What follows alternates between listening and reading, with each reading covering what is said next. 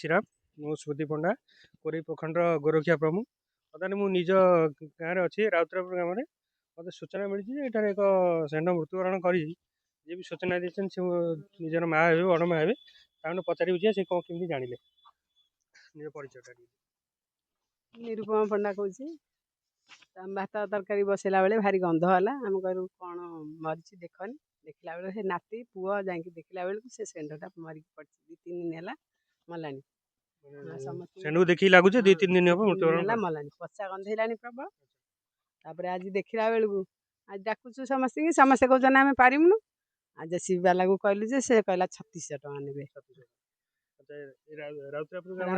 ପିଲା ନାହାନ୍ତି ସାହାଯ୍ୟ? ପିଲାଙ୍କୁ ଡାକିଲା ବେଳକୁ ପିଲାମାନେ କେହି ଆସୁନାହାନ୍ତି। ଏକୁଟିଆ ଆମେ ପାରିବୁନୁ, ଏଗୁଡ଼ା ପଚା ଗନ୍ଧେଇଲାଣି, ଆମେ ଯିବୁନୁ। 2-3 ଜଣ ଆସିଛନ୍ତି। ବଜରଙ୍ଗୀ ବାଲାଙ୍କୁ ପୁଅ ଆମର ବଜରଙ୍ଗୀ ଦଳରେ ଅଛନ୍ତି।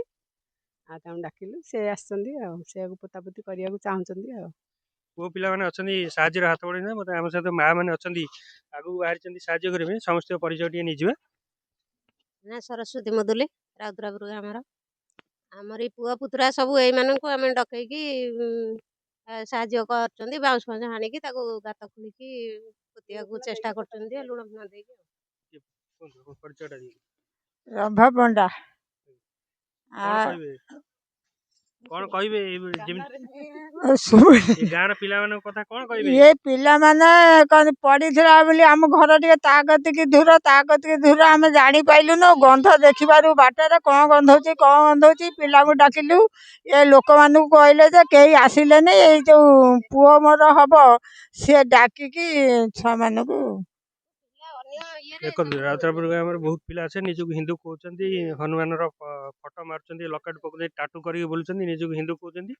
ଶିବ ମନ୍ଦିର ଗଲେ ପ୍ରଥମେ ବୃଷକୁ ନମସ୍କାର କରୁଛନ୍ତି। ବର୍ତ୍ତମାନ ବୃଷ କୋଉଭଳି ଅବସ୍ଥାରେ ପଡ଼ିଛି ତା ମଧ୍ୟ ଦେଖେଇବୁ।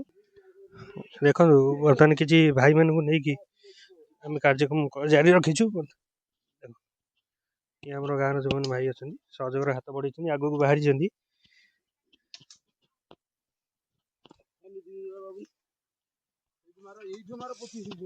ରହିଲି, ଜୟ ଶ୍ରୀରାମ।